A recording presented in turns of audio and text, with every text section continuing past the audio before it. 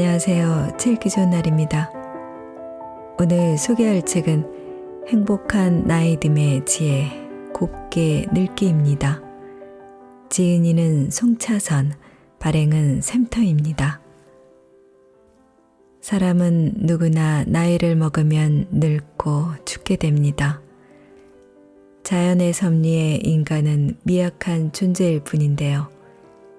노인이었던 사람은 없고 누구나 처음 늙고 지금의 나이도 처음 겪습니다. 나도 늙는구나. 거울 앞에서 조용히 혼자 한탄하지만 늙어감에 대해 편히 이야기하고 불안과 불편을 터놓고 더 나은 노년에 대한 지혜를 구하기는 쉽지 않습니다. 이제 바야흐로 고령화 시대가 열렸고 늙어감이라는 불가피한 자연적 현상을 어떻게 받아들일 것인가 하는 담론을 시작할 때입니다. 통상적으로 80대에 자연사한다고 가정했을 때 아직은 죽을 때까지 갈 길이 남아있고 어떻게 아름답고 곱고 품위 있게 늙을 것인가를 생각해 보지 않을 수 없습니다. 이 책은 서울 석관동 성당 송차선 주임 신부님이 시니어 아카데미 요셉대학에서 노년의 신도들을 위해 곱게 늙기를 강해해 왔는데요. 그 내용을 책으로 엮은 것입니다. 8가지 강의 주제의 첫 글자를 모아보니 올림픽이 되었습니다. 1장 열린 마음, 2장 경청하는 자세, 3장 물러서고 양보하기, 4장 겸손, 5장 소유와 비움, 6장 관심, 7장 청결과 밝음, 마지막으로 8장에서는 미소, 정신, 영혼에 관해 이야기하고 있습니다. 자, 그럼 지금부터 잠시 책 속으로 들어가 보겠습니다. 오늘도 책 읽기 좋은 날과 함께 즐거운 시간 되세요. 구독, 좋아요, 알림 설정은 사랑입니다.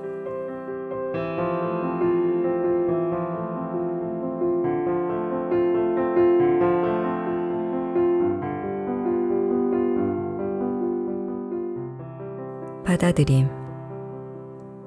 문이 닫혀있는 방이라면 그것을 열지 않고는 어느 누구도 그 안으로 들어갈 수가 없습니다. 마음의 문도 마찬가지여서 마음을 열지 않으면 아무도 그 무엇도 마음 안에 들어갈 수가 없게 됩니다. 마음의 문을 닫으면 자신도 자기 안에 갇혀있게 되어 답답하고 괴롭겠지요. 그래서 마음의 문을 닫으면 고통스러운 것은 자기 자신뿐입니다. 문을 열 수 있는 것은 오직 자신뿐이기 때문에 문을 열지 않아 고통스러운 것은 자기가 자신을 힘들게 하는 것과 같습니다. 이것은 문을 열고 나오면 될 것을 골방에서 홀로 앉아있는 괴로움을 상상해보면 쉽게 이해할 수 있습니다. 반대로 마음을 열면 내가 세상으로 나갈 수도 있지만 세상도 내 안으로 들어오게 되겠죠. 그리고 현실이라는 실제도 내 마음의 방으로 들어오게 될 것입니다. 현실은 내가 마음을 닫은 상태에서 계속 거부하는 한 받아들일 수 없는 실제이지만 마음을 열면 비교적 쉽게 받아들일 수 있습니다. 나이 들어감을 받아들이기. 세상에 영원한 것은 하나도 없습니다. 세월이 가면 싱싱했던 것도 시들기 마련이고 존재하는 모든 것은 소멸하게 되어 있지요. 가을이 되고 잎이 떨어져야 봄에 다시 새싹이 납니다. 인생도 그런 것이지요. 내가 늙어서 시들어가고 마침내 죽어야 후대에 의해서 이 세상이 아름답게 꾸며집니다. 기계도 오래 쓰면 녹슬고 고장나 부속을 갈아주기도 합니다. 마찬가지로 나이가 들면 약해지고 병들고 아픈 것이지요. 흰머리가 나는 것은 그런 대로 봐줄 수 있을지도 모릅니다. 하지만 머리카락이 빠지기 시작해서 몇 오락이 남지 않은 듯이 보이면 괴로울 겁니다. 뿐만 아니라 눈도 침침해지고 귀도 잘 안 들리고 관절의 연골도 다 닳아버려서 아프고 기억력도 떨어지고 금방 하려고 했던 말도 떠오르지 않고 도대체 한두 가지가 아니니 노화현상을 나열할수록 짜증스럽기 짝이 없겠지요. 그렇다고 인상을 쓰거나 괴로워하거나 칭얼거리면 아무도 좋아하지 않습니다. 괴로워한다고 현실이 바뀔 것 같으면 하루 종일 괴로워하면 되겠지요. 그러나 괴로워하거나 칭얼거린다고 바뀌는 것도 아니고 산다는 것이 원래 그런 것이라면 받아들일 수밖에 없겠지요. 하지만 그러한 인생의 현실을 못 받아들이면 자신만 괴롭게 됩니다. 자기 자신만 괴로우면 그나마 다행인데 주변 사람들까지도 괴롭힐 수 있으니 문제입니다. 그러니 자기 자신뿐 아니라 주변 사람들을 위해서라도 노화의 현실을 받아들여야지 어쩌겠습니까? 만약에 우리가 삶의 현실을 받아들이지 못하고 괴로워하며 인상을 쓰고 다닌다면 그 모습을 바라보는 사람들은 저 나이가 되도록 저렇게 속이 좁을까라고 비난하며 추하게 바라볼지 모릅니다. 어머니의 동생인 이모는 늘 아프다고 하면서 어머니에게 우울증을 호소하셨다고 합니다. 객관적으로 보면 어머니의 노화나 건강 상태가 이모보다 더 심각한 상태입니다. 그러니 어머니의 눈에는 엄살이나 과장된 모습으로 비쳤던 것 같습니다. 어머니는 어느 날 칭얼대는 이모에게 호되게 야단을 쳤다고 하셨습니다. 그래서 저는 어머니에게 말씀드렸죠. 엄마, 이모가 그런 것은 관심받고 싶고 사랑받고 싶어서 그러는 거야. 야단치지 마세요. 물론 이러한 이모의 모습의 핵심 감정은 사랑과 관심을 받고 싶은 몸부림일 것으로 짐작했습니다.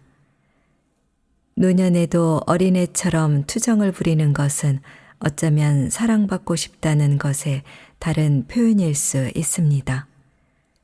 그런데 어른이 애처럼 굴면 오히려 역효과를 얻어서 사랑받기보다는 거부당할 수도 있습니다. 노년이 되어서도 사랑받고 싶으면 어른다워야 하고 품이 있고 곱게 늙으면 됩니다. 각설하면 노화에 따르는 힘든 현실을 받아들이지 못하면 본인뿐 아니라 주변 사람들도 괴롭히거나 취해 보일 수도 있다는 겁니다. 나이가 들고 늙어가면서 기력이 떨어지고 병들고 그래서 아프고 그렇게 죽어가도록 만들어진 것이 인간이고 그것이 현실이지요. 그러한 삶의 현실을 바꿀 수는 없습니다. 그러니 받아들일 수밖에 없지요. 받아들일 수밖에 없는 노화의 육체적인 퇴락은 말할 것도 없고 설상가상으로 외로움이 노년에 더욱 크게 밀려오기도 합니다. 하지만 외로움조차도 피할 수 없는 당연한 현실이니 투정 부리거나 거부하거나 원망할 일은 아니지요. 그저 받아들일 수밖에 없는 일입니다. 시인 뉘시와는 그대가 곁에 있어도 나는 그대가 그립다는 시를 썼지요. 제가 이해하기에는 인간의 채워지지 않는 마음의 빈 공간을 노래한 듯합니다. 인간은 원래 고독하고 외로운 존재이지요. 거기에다가 소외감까지 밀려온다면 어떨 때에는 견디기 힘들기도 할 겁니다. 그러나 그러한 인간의 모습은 피할 길이 없으니 즐기면 됩니다. 필자가 캐나다 유학 시절 인문학을 외국어로 공부한 것 자체가 몹시 힘든 일이었지만 여러 가지 힘든 것 가운데 하나가 외로움을 극복하는 것이었습니다. 그러한 점에서 부부가 함께 유학을 온 목사님들을 보면 때로는 나보다 더 좋은 조건에서 공부하는 것처럼 보이기도 했습니다. 사랑하는 부인이 곁에 있으면 그래도 외로움의 짐이 조금은 덜어질 테니까요. 하지만 저는 그때 터득한 것이 있습니다. 위에 시인이 노래한 것처럼 인생이 그런 것이라면 외로움을 달래기 위해서 어떠한 다른 방법을 찾아내거나 외로움과 싸워서 이김으로 해서 해결될 문제가 아니라는 것이지요. 누가 그런 말을 했는지 모르지만 피할 수 없으면 그냥 즐기면 되는 것이었습니다. 유학 시절에 필자가 외로움이나孤独을 즐기는 방법을 연습한 것은 사제로서 평생을 혼자 살아가야 하는 처지에 좋은 학습의 기회였던 것 같습니다. 사실 한국에 있으면 많은 사람과 함께 해야 하고 사목에 쫓기면 외로울 사이가 없지요. 하지만 유학 중에는 상황이 다릅니다.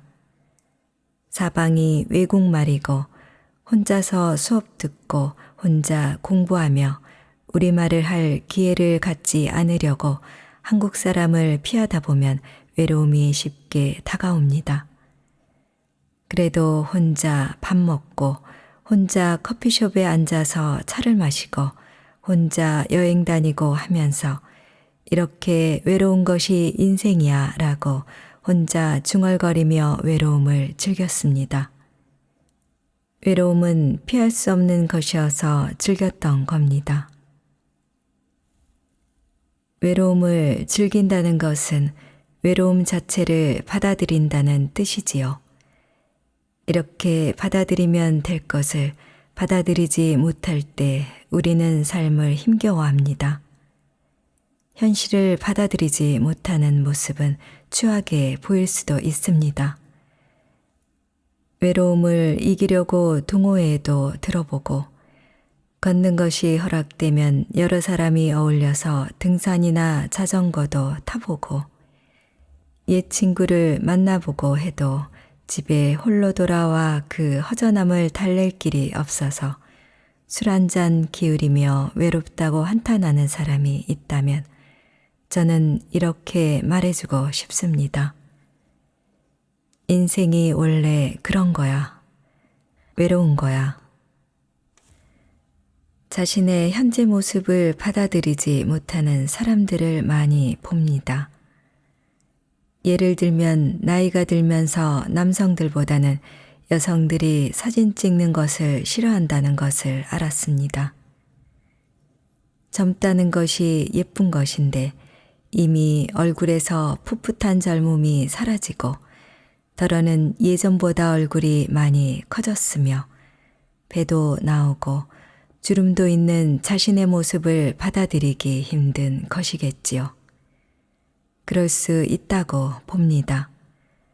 하지만 젊음에 지나치게 집착하는 모습, 특히 외모에 대한 지나친 집착은 조롱의 대상이 될 수 있습니다. 왜냐하면 아름다움은 절대로 외모에만 있지 않기 때문입니다. 뿐만 아니라 아무리 젊음으로 포장하려 해도 늙음을 가리는 데에는 아무 소용없습니다. 아무리 콜라겐을 많이 먹고 얼굴에 발라도 조금 좋아 보이기는 하겠지만 원천적으로 노화를 피할 수는 없습니다. 그러니 여러 가지 애써가며 힘들게 포장하는 것보다 내면의 아름다움을 가꾸는 편이 훨씬 유익할 것입니다. 그렇다면 내면의 아름다움을 어떻게 말할 수 있을지에 대해서 계속 풀어나가도록 하겠습니다.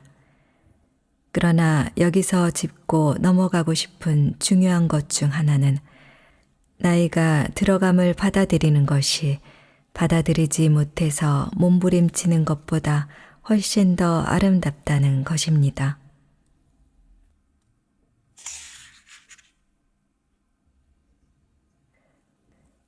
들어주기만 해도 훌륭한 상담자. 때로는 젊은 청춘들이 어른들에게 기대고 싶어 할 때가 있습니다. 자신의 삶을 살아내기 힘들 때 기대고 싶은 대상을 찾는다면 그것을 이겨내온 어른들, 그래서 무엇이든 다 받아줄 것만 같은 어른다운 어른, 후덕한 노인들을 떠올릴 수 있습니다.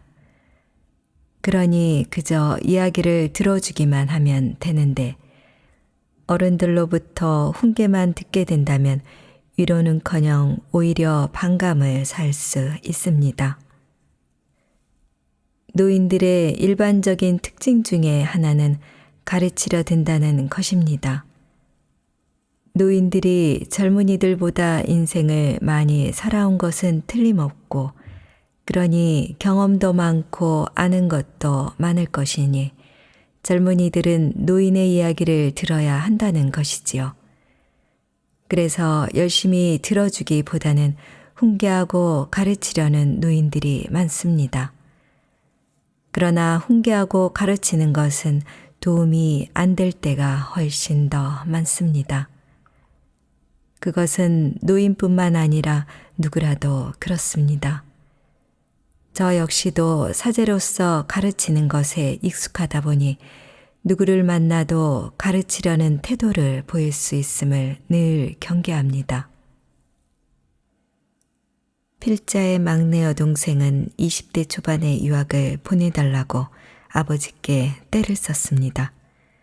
그래서 그 동생은 유학을 보낼 경제적 여건이 안 되었던 아버지를 설득하여 1년 생활할 수 있는 정도의 유학 비용만 가지고 미국으로 떠났지요. 유학 1년이 지난 이후부터 아르바이트로 일하고 공부하며 스스로 벌어서 생활비와 학비를 해결하며 어려운 방송학 공부를 마쳤습니다.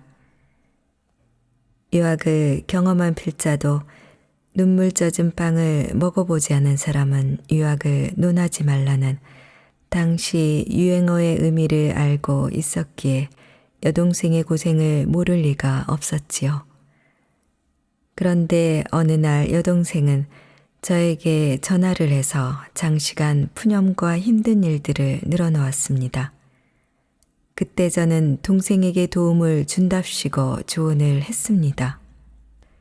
그러자 동생이 화를 버럭 내며 저에게 던진 말이 저의 뒷머리를 때렸지요. 내가 언제 오빠더러 해답을 알려달라고 했어? 그냥 들어주기만 하면 되는 거야. 훈계나 가르침은 도움이 되지 않습니다. 답은 많은 경우 당사자가 가지고 있기 때문입니다.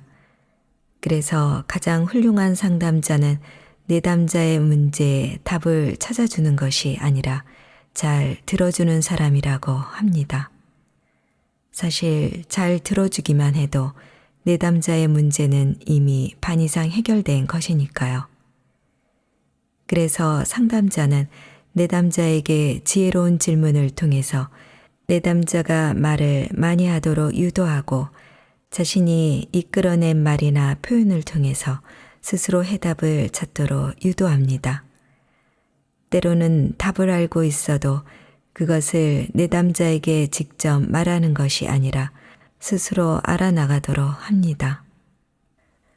물론 어떤 경우에는 바로 핵심을 찔러서 직접적으로 해결하는 방법도 있지만 후자보다는 전자가 더 일반적인 상담 방법이지요.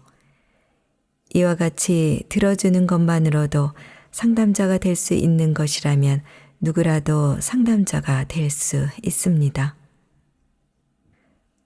훌륭한 상담자는 들어주는 것에서 한 발 더 나아가야 합니다. 그것은 바로 경청과 공감입니다. 열심히 들어주고 그리고 상대방의 마음과 감정 상태를 잘 읽어주고 공감해 줄 수 있다면 내담자의 마음 안에서 이미 치유가 일어나기 시작할 것입니다. 이렇게 할 수만 있다면 누구라도 훌륭한 상담자가 될 수 있습니다. 마음에 상처를 입고 아파하는 사람들의 이야기를 듣고 정말 많이 힘들었구나. 그래, 얼마나 속상했어. 참 아팠겠다. 저런, 얼마나 원망스러웠겠어. 이렇게 공감할 수 있다면 내담자는 이미 고통에서 벗어나기 시작합니다. 그러니 나이가 들면서 여유를 가지고 이야기를 잘 들어줄 수 있고 공감해 줄 수 있다면 훌륭한 상담자가 될 수 있습니다. 바다는 너무도 넓어서 모든 것을 다 받아들일 것처럼 보입니다. 이와 같이 모든 것을 다 받아들이기에는 넓지 않은 마음을 가지고 있는 필자의 곱게 늙는 목표 중에 하나가 적어도 호수처럼 되어보자는 것입니다. 그래서 저는 인터넷에서 닉네임을 호수라고 쓰기를 좋아합니다.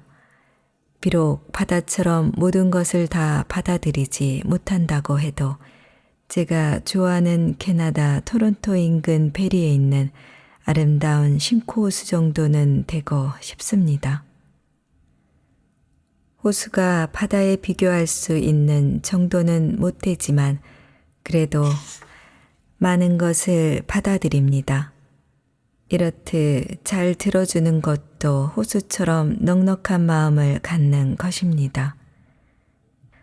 아파하고 고통받는 이들을 받아들일 수 있는 넉넉하고 여유롭고 너그러운 마음으로 경청하고 공감할 수 있다면 노인이 되어서도 훌륭한 상담자의 역할을 할 수 있습니다.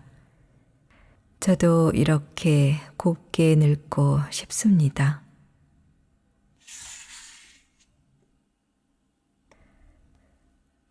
어른이 된다는 것. 늙으면 어린아이가 된다는 말이 있지만 동의하지 않습니다. 물론 늙으면 힘이 약해지니 노동력도 상실하게 되고 따라서 경제력도 잃게 되어 타인에게 의존적이고 독립성을 상실할 수 있습니다. 의존적이고 독립적이지 못하다는 외적인 측면에서 어린아이처럼 된다는 것에 이의를 제기하고 싶지는 않습니다. 그러나 비록 신체적, 경제적 조건들이 변화된다고 하더라도 심리적 이유에서도 어린아이처럼 된다는 것은 지나친 일반화라고 생각합니다. 물론 노인도 심리적 퇴행이 진행되면 어린아이의 심리로 되돌아갈 수 있습니다. 하지만 나이가 들어도 성숙함을 목표로 정진하는 사람들은 결코 어린이처럼 되지는 않을 것입니다.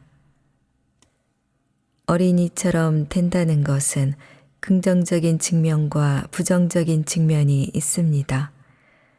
긍정적인 측면에서 어린이처럼 된다는 것은 순수하고 단순해진다는 뜻이겠지요. 마테오 복음에서 예수께서는 하늘나라는 이 어린이들과 같은 사람들의 것이라고 하신 것은 어린이의 이러한 긍정적인 측면을 말씀하신 것이라고 생각합니다. 반대로 부정적인 측면에서는 미성숙하다는 것입니다. 보다 성숙한 어른이 되기 위해서 정진하는 사람들은 노인이 돼도 부정적인 측면에서 어린아이처럼 되지 않을 것입니다. 나이가 들면서 정진하지 않으면 그 자리에 있는 것이 아니라 퇴행하는 것입니다. 왜냐하면 세월이 가기 때문입니다. 부정적인 측면에서 어린아이처럼 된다는 것은 어른으로 미성숙함을 말할 것입니다. 그 반대로 생각하면 성숙한 사람이 되겠지요. 어린아이 때에는 자기가 세상의 중심입니다. 모든 것이 자기에게 맞춰져 있고 자기 생각대로 세상은 돌아가야만 합니다. 이러한 심리 상태를 심리학자들은 1차적 자아도취라고 합니다. 그런데 나이가 점점 들면서 주변을 돌아보기 시작합니다. 그리고 세상은 자기가 중심이 아니라는 것을 차츰 알게 되고 자기 뜻대로 모든 것이 돌아가지 않는다는 것을 깨달으면서 갇혀 있었던 자신으로부터 나와서 세상을 향하게 됩니다. 이렇게 해서 어릴 때에는 남이 나를 배려해줘야 하는 것이었다면 나이가 들면서 자신도 남도 배려해줘야 한다는 것을 학습하기 시작합니다.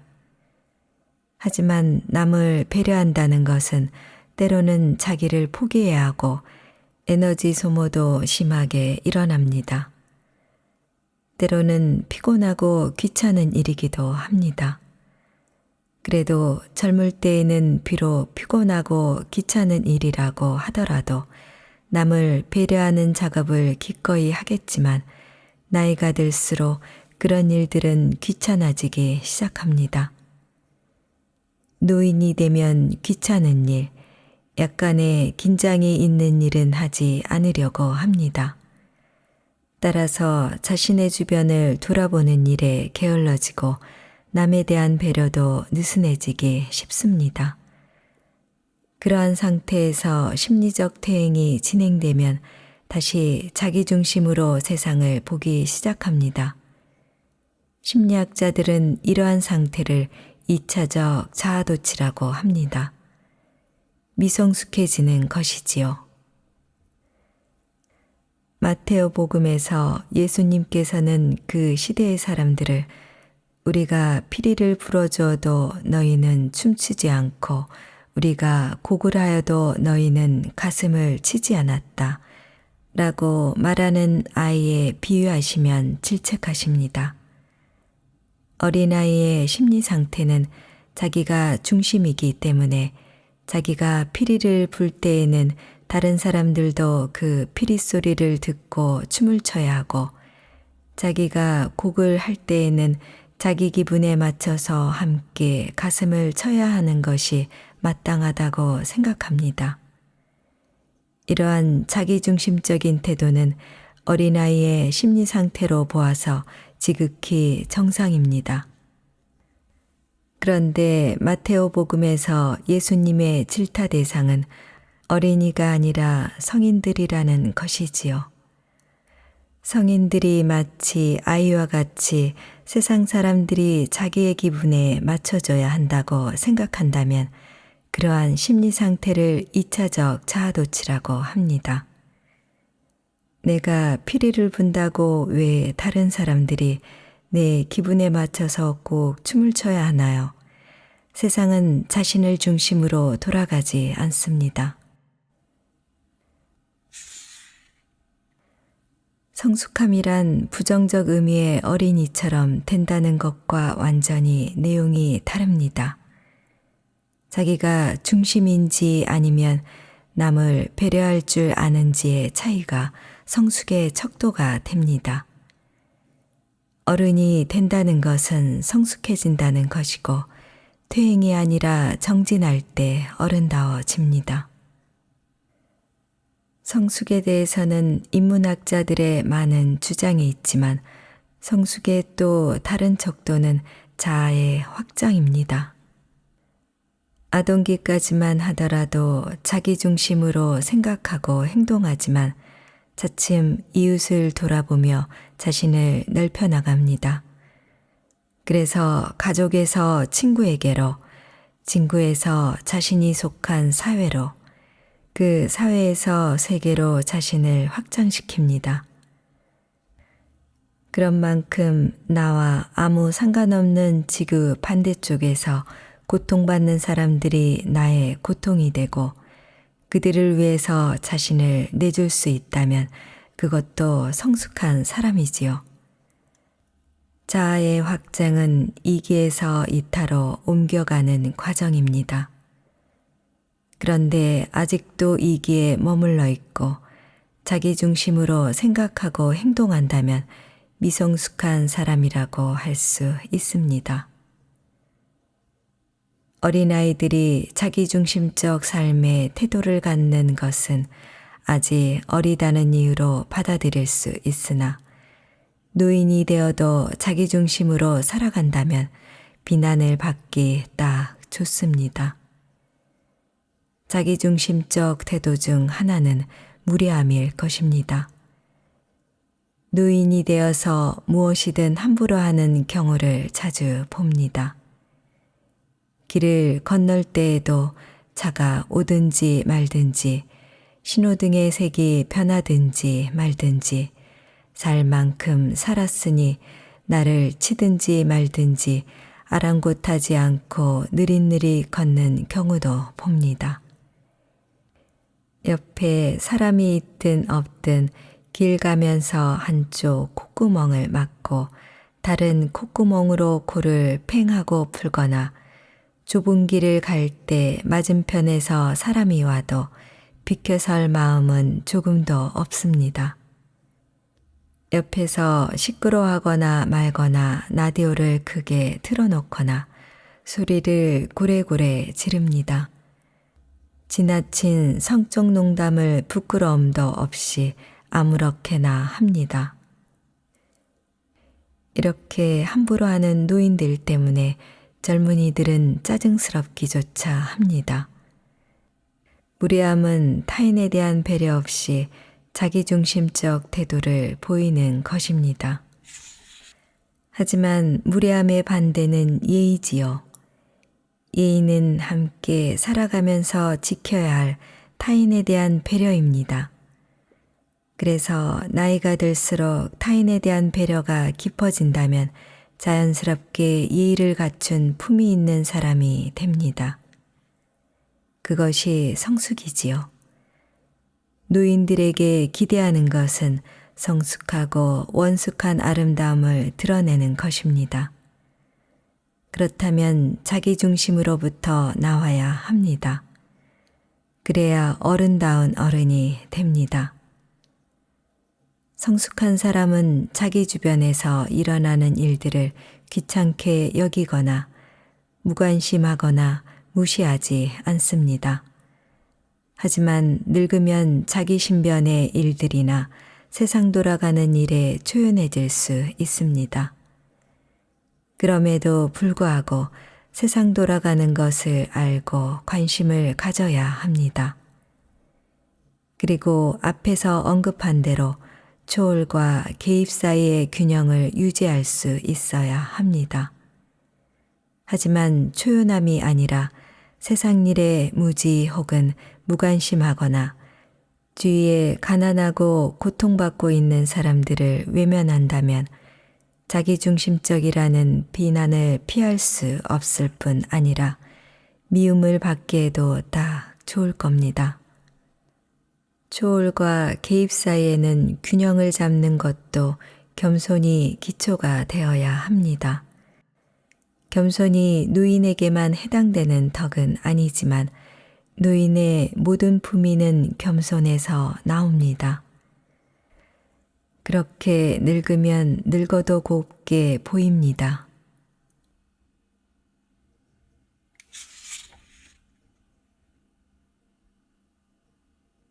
왕성한 정신.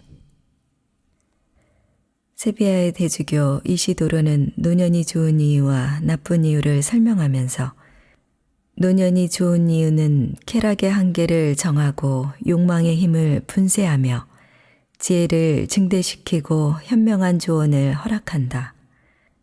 나쁜 것은 누령이 초래하는 신체의 장애와 그것이 불러오는 혐오 등이라고 말합니다. 하지만 키케로는 이시도로가 부정적인 것으로 본 노인의 특성조차도 긍정적인 측면으로 보았습니다. 키케로는 젊었을 때 했던 일들을 노인이 되어서 할 수 없는 것이 얼마나 다행인가 하는 점을 강조합니다. 청춘이었을 때처럼 격정으로 도를 넘는 육체적 힘을 쓸 수 없다면 좀 더 품위 있게 살아갈 수 있다는 것이지요. 다시 말하면 신체가 약하다는 것은 정신에 좀 더 전념할 수 있다는 뜻이 된다는 것입니다. 뿐만 아니라 노년이 되어 청춘일 때보다 즐거움이 없어진다면 더 쉽게 현명해질 수 있고 고결하게 될 수 있겠지요. 그리고 죽음에 가까울수록 삶의 의미를 찾고 인생을 관조할 수 있고 품위 있게 삶을 대처할 수도 있을 것입니다. 그러한 점에서 단테는 키케로와 비슷한 생각을 한 것 같습니다. 단테는 노인의 죽음을 나무에서 떨어지는 사과에 비유했습니다. 마치 사과가 떨어짐을 자연스러운 것으로 받아들이듯이 인생 여정의 끝을 수용하게 되면 커다란 평화를 얻게 된다고 강조했습니다. 이렇게 해서 노년은 죄악이 사라질 뿐 아니라 정신적으로 고양될 수 있는 시간이 된다는 것입니다. 프랑스의 낭만주의 작가였던 빅토르 유고는 1869년 68세의 나이로 레미제라블을 썼습니다. 그는 그 후에도 계속해서 출판에 성공하면서 내 몸은 쇠약해지지만 정신은 왕성하며 노년이 꽃피기 시작하고 있다고 말했다고 합니다.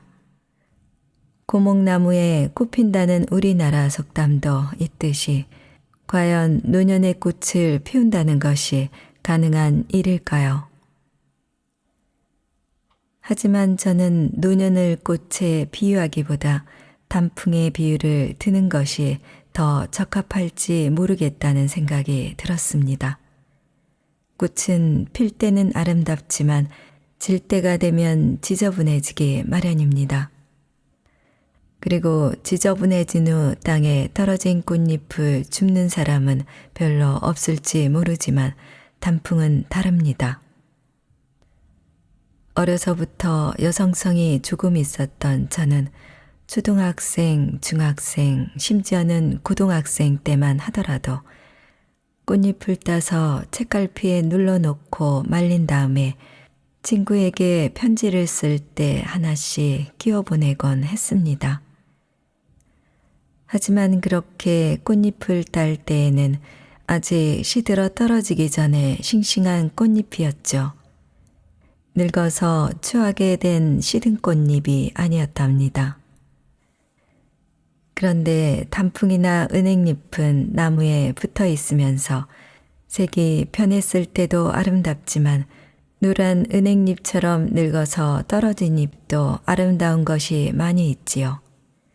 사람들은 그 중에 예쁜 것을 주어서는 책갈피에 눌러 간직하기도 합니다. 떨어진 꽃은 별로 아름답지 않습니다. 하지만 단풍은 떨어진 다음에도 아름다울 수 있습니다. 그러므로 빅토르 위고와 같이 왕성한 정신을 가지고 아름답게 늙어가는 노인을 단풍에 비유하고 싶은 것입니다. 그 단풍이 나무에 붙어 있든 땅에 떨어졌든 상관없이 아름다움을 감지할 수 있는 감수성 있는 사람들의 마음을 사로잡는 그러한 노인이 되고 싶습니다. 사람들이 좋아한다면 나를 창조하신 분도 좋아하실 것입니다.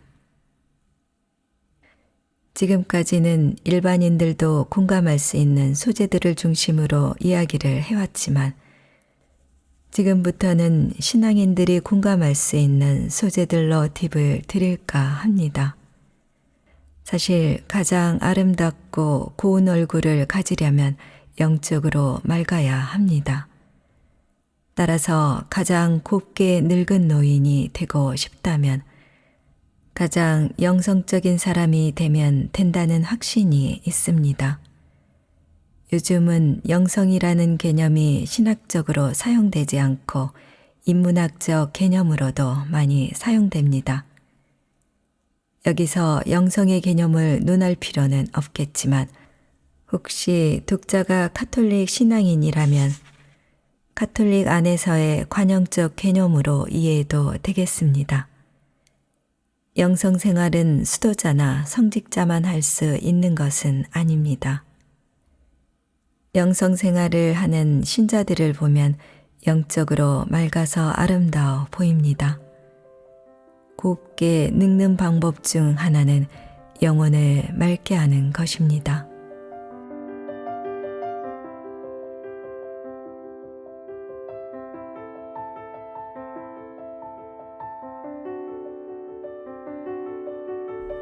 제일기 좋은 날 오늘은 송차선 신부가 전하는 행복한 나이듦의 지혜 곱게 늙기를 보내드렸습니다. 감사합니다.